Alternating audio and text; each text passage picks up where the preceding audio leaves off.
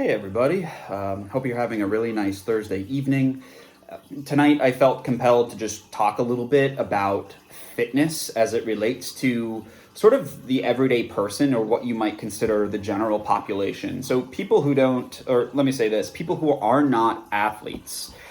People who want to lose a little bit of fat, and I say fat in by no means in a derogatory, sort of way, but when it's possible to lose, more weight than just fat, meaning you can lose, water, you can gain muscle, whatever, we have to call it what it is we're working with. And most times people want to lose fat. But yeah, those kinds of people, general fitness ideas, they want to get a little bit stronger. They want to be able to move the water cooler at work without any help. They want to be able to, the old, everybody says this at some point, I want to be able to play with my kids. I want to be able to play with my grandkids, whatever, run around, not be out of breath, be able to actually do the monkey bars, whatever the case might be. So how fitness might look, or what some of the principles are for people who have those goals, and that versus what does go on out there, and where people might be being led astray, or they just might not be aware of what they're doing and why they're doing it. And I wanted to offer my perspective, and it's no big deal. I'm a nobody, except to the people around between 60 and 80 people that I coach. So I will preface this by saying I'm the first, to admit that I have messed up in terms of what I've given people in the past for a fitness prescription. I have definitely caused some harm to people. And if you ever talk to a coach who has a perfect track record, they're lying, because at some point, just because it's inherent with an activity, people will get hurt. And if you give them the wrong thing, it can hurt them. And I have given the wrong prescription.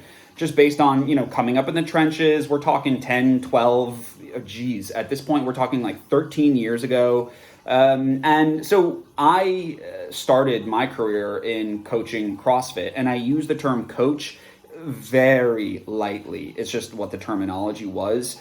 I should call it, I was a group fitness instructor for CrossFit, not CrossFit headquarters, just a regular affiliate.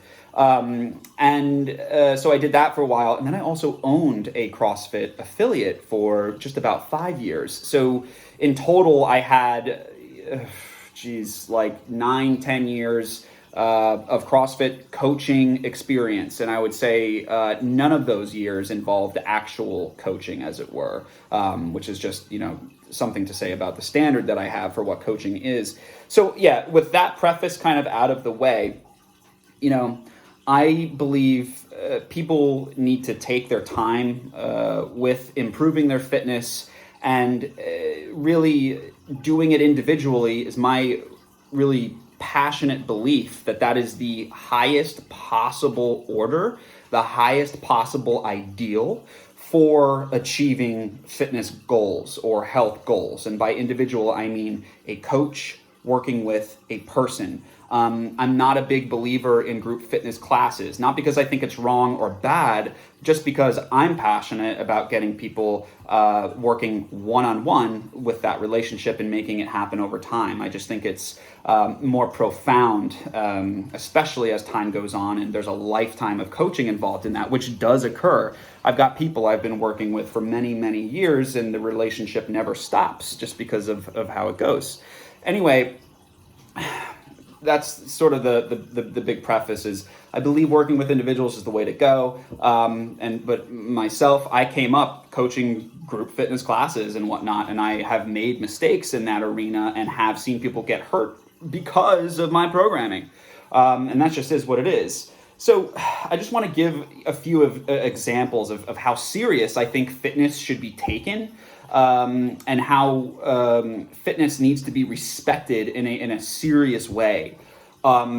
You will see people doing fast things before they understand how to do slower things. An example would be, I will see people doing burpee upon burpee upon burpee, but when you ask them to do a single push-up, it is impossible, cannot be done. And when it is, it's, some kind of, horrible version of what it's meant to look like, right? And the problem with that is when you're doing something fast and dynamic like a burpee, which has a lot of impact and usage of the shoulders, if you do not have the strength to do, 15, 20 push-ups in a row, yet you're doing clips of 15 to 20 burpees in a row, you're looking at sort of a problematic area in terms of, when is the last burpee going to be the last straw on the camel's back, as it were. And so my belief, just to go with that example, is I don't want to see somebody doing, for example, burpees, or somebody try to do even weighted push-ups until they've put in something like I would say around 5,000 repetitions of a push-up over the course of time. And so what that looks like is once you've mastered the push-up, if you do about 30 perfect push-ups a week, it should take you about 3 years or so to be able to start doing things like burpees, weighted push-ups, and more intensive dynamic work. If you do 50 a week for a year, you're looking at it's going to take around 2 years.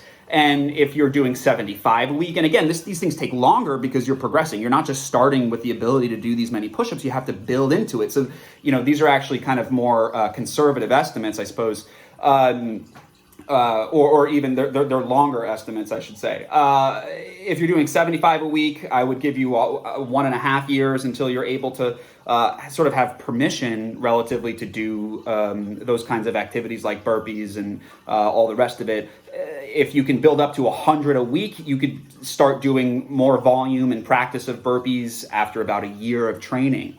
And so just knowing that is relatively, it's a principle of mine, but knowing that that's a principle tells me, the programming has to be individualized based on that, or how are you going to track somebody's ability to do those things? So that's just an example of push-ups. Something else that you see a lot of, and it's not just CrossFit. I don't want to just talk shit about CrossFit, but things like power cleans and snatches and stuff like this. These are movements that are powerful, and they combine strength and speed. And if you don't have the required strength to do them, they just don't make a whole lot of sense to be participating in. So my belief would be that a person really should be doing a deadlift at about 1.5 times their body weight, 2 to 4 times a week, probably somewhere between 4 and 8 years before you start doing things like power cleans, squat cleans, snatches, box jumps, things like this. And there's probably some people doing a hard eye roll when you hear me saying 8 to 9 years. Is this guy out of his fucking mind? But no, based on what I've seen and what I've coached thousands upon thousands of people in classes, hundreds and hundreds of individuals, and this is just what the data tells me. So if you're lifting 1.5 times your body weight, 2 times a week for a year, it'll take you closer to 8 to 9 years. But if you're doing it 4 times, half of that. So truly, I believe somewhere between 4 and 8, 5 and 10 years of really controlled progressive resistance training before getting into this dynamic stuff. So you could put sort of a capped principle around that and say you should be respecting resistance training and doing that a certain number of days per week for between 5 and 10 years before you decide it's time to do some Olympic lifting, if ever, just as far as what the requirement is. So I'm not bashing Olympic lifting. Love it. I give it to certain people. I do it myself after having put in the reps. I'm not saying don't do it. I'm just saying here's the truth as I see it, and the reality as I see it in terms of what is, the greatest way to prescribe somebody longevity through fitness. So if you love to do your power cleans, but you're thinking to yourself, well, shit, I've never been that organized with my thinking and my programming. I have no idea. I've probably never deadlifted, 1.5 times my body weight, or, that's something I can't even imagine doing. Go ahead and do cleans and shit. That's totally fine. But it just, when it comes to alignment in terms of what you actually really want to get out of it, it may not make the most sense. Speaking of making sense, I hope I'm making sense. And so what that also comes down to is this sort of idea of modifying things or quote unquote scaling things. So I believe if you are investing money into a training program, what you're getting shouldn't be considered a modification, and what you're getting shouldn't be considered scaling. What you should be getting is a valid prescription for what you require and what you need. So there's no idea, there's no concept in my book of modifying. And I'll give you kind of a more clear-cut example of that, and where I think, somebody deserves better. So, if you're in a group class and the workout of the day says 21-15-9 power cleans handstand push-ups, and you've got Mike over here who the last time he touched a barbell was, his sophomore year of high school, and he's 50 years old now with a herniated disc. What is going to be better for him? Modifying the workout by doing 21-15-9 PVC power cleans with some, bastardized sort of attempt at what a power clean might look like in some universe? Or is it better for this person to start learning the mechanics of a hinge pattern and picking something up off the floor that's going to create a more functional sort of return on that investment?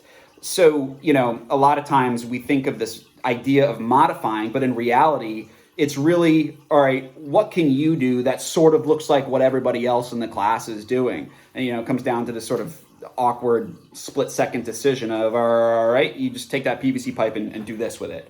So this idea of modifying and scaling also is just not a quality prescription in terms of serving people through fitness. It just isn't. And that might feel a little bit, off or harsh, but it could at least start a conversation around it. And so, the major point here is that fitness has to start at a foundation, and everybody's foundation is a little bit different. So that's where basically the idea of a group just kind of can be nixed right there, because it'll never work. One workout equals however many people are in it is however many different responses are going to be coming out of that training session, or that workout, I should say, that workout session. So working with an individual after having assessed them by looking at, all right, can you even do a push-up? Can you even do a pull-up? Is your body in a good state to be doing squatting? Are hinge patterns sensitive? Do you sit on your ass for 10 hours a day and then go try to do, 21-15-9 deadlift ring dip or whatever the case is? Will that make sense for you? Maybe in the moment, and the high fives feel really good, but over time, likely not. So the path to longevity in health and fitness is that foundational sort of assessment, and then an individual looking at that and then prescribing something, zoomed out, looking at 10 years. And that shouldn't be something that's shied away from. As I see it, anybody I work with, they might not know this, but my goal is to work with them for the rest of their lives. That's just the way that I see it. And it works a lot of the time because that is what I want. And then the people that I work with tend to learn about these things, and they're like, well, look, I mean, this is going so well, and there's no reason to stop, because, once you get over whatever that initial goal is, you see that there's just more and more and more you can do. Like I mentioned, I believe you should be getting 5,000 reps of push-ups before doing burpees.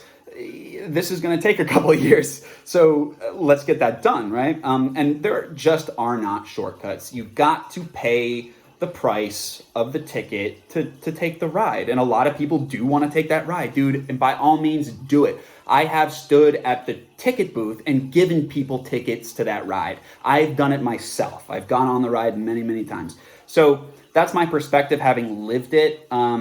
So hopefully you come out of this video that's now a quarter of an hour long, understanding what I believe about fitness for general people, not athletes. That's an entire different story. And what I think the best idea around that is.